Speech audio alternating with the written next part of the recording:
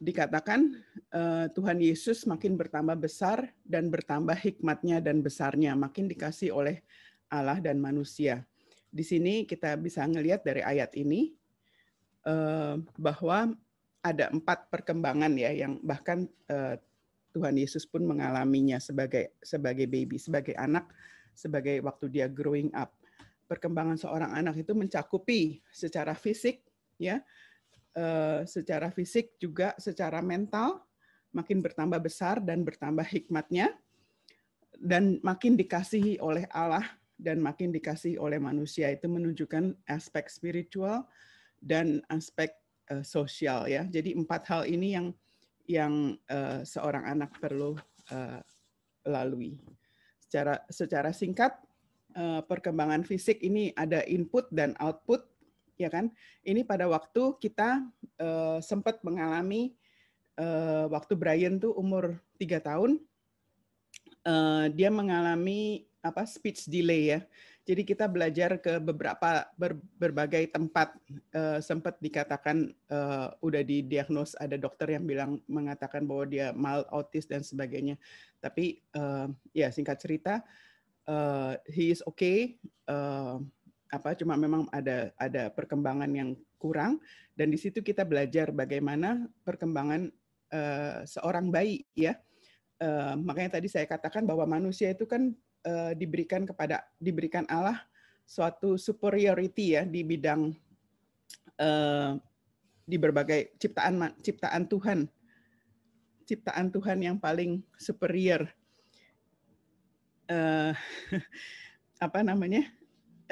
Dari inputnya aja sudah berbeda ya.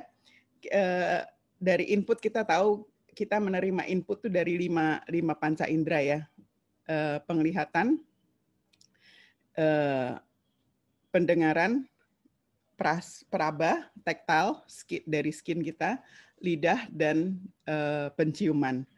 Ya, of course, nggak akan maksudnya dari 5 ini, 3 yang utama yaitu penglihatan, pendengaran, dan peraba. Ya, dari penglihatan misalnya, apa sih yang membedakan, apa yang membuat manusia itu superior daripada yang lain? Ya, kalau jauh-jauhan mungkin eagles lebih elang itu, mungkin matanya lebih bisa ngelihat tajam ya, bisa jauh-jauhan. Kita sekarang udah pada belor semua pakai kacamata. Tapi bukan itu, tapi manusia itu bisa melihat, bisa identify pattern.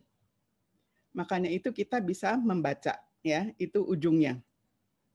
Nah, waktu masih baby, pertama baru bisa ngelihat light reflex. Makanya kalau nyalain lampu atau matiin lampu, mereka bisa kadang-kadang terbangun, terkaget-kaget ya. Nah, itu ada yang namanya jangkauan panjang, jangkauan pendek. Makanya kadang-kadang waktu baby perlu untuk ditidurkan tengkurap supaya pandangan mereka juga nggak melihat yang jauh saja, tapi melihat jarak dekat ya. Itu secara singkat ya. Lalu hearing, pendengaran juga sama ya.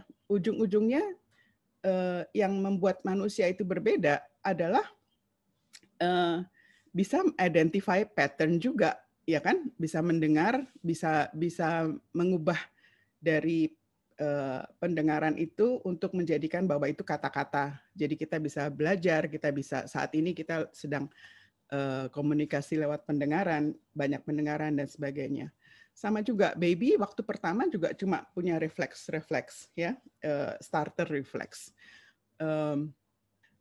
Makanya kita pada waktu mereka kecil, waktu bahkan masih pregnant suka dikasih musik ya, Baby Genius dan sebagainya, Mozart dan sebagainya ya. Itu untuk musik itu juga pattern ya. Dan ujung-ujungnya adalah bahasa. Bahasa, kenapa sih seorang bayi bisa berbicara misalnya mother language, bahasa ibu itu karena mereka mendengarnya banyak dari hal itu. Lalu taktil, perabaan, perasaan dari skin. Makanya perlu untuk kita memberikan input ya, rangsangan kepada anak-anak, kepada babies, udah bisa dikasih. Makanya banyak kan mainan yang touch different material, different kind of materials itu ya. Pijat bayi itu sesuatu yang bagus juga ya. Jadi semua indera perabanya ini mereka juga bisa dirangsang untuk berkembang dengan baik. Lalu rasa penciuman, unless you are a chef gitu ya. Kalau juru masak memang penting sekali ini untuk bisa punya lidah perasa dan penciuman yang bagus. Tapi untuk seorang bayi pada waktu kita mengenalkan makanan kepada dia, bisa, makanya kalau orang cara Western lebih memperkenalkan dengan satu satuan. Jadi maksudnya misalnya wortel ya dikasih tahu rasa wortel itu penting juga ya. Brokoli ya brokoli aja gitu, pisang ya pisang aja.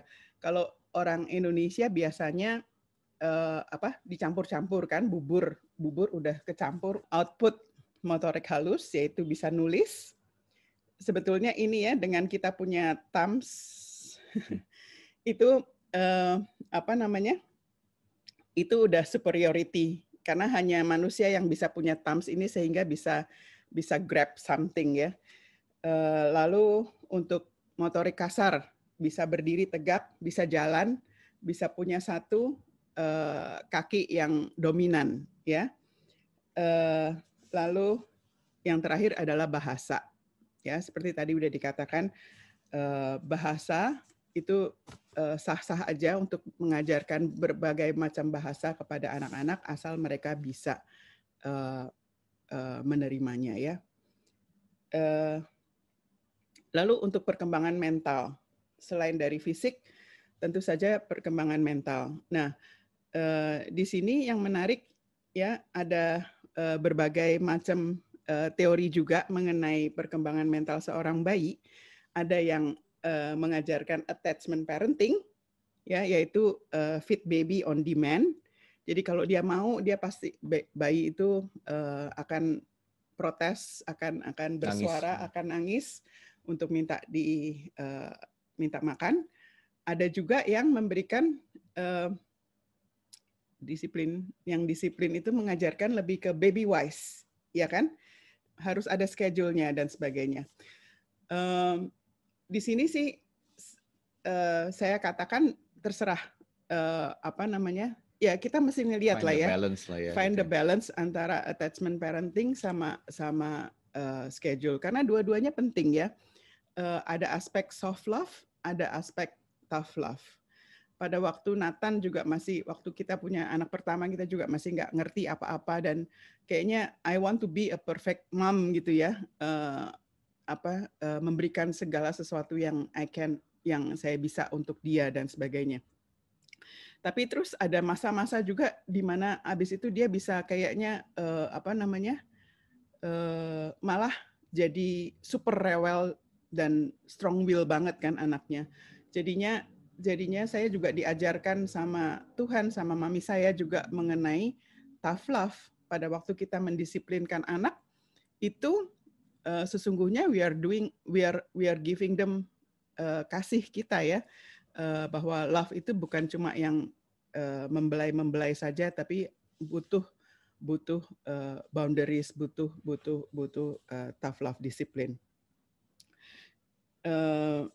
Nah, interestingnya kalau yang perkembangan fisik tadi, bayi bisa umur 6 tahun gitu kira-kira udah golden age-nya mereka kan ya, udah bisa achieve mungkin 80%, 90% dari kapasitas dari capability ini ya. Nah, sedangkan mental baru mature itu sekitar 20-an tahun. Jadi kita tahu bahwa anak-anak remaja itu dalam hal mental capacity-nya ini, mental kan dari intelektual, dari will sama emotion ya.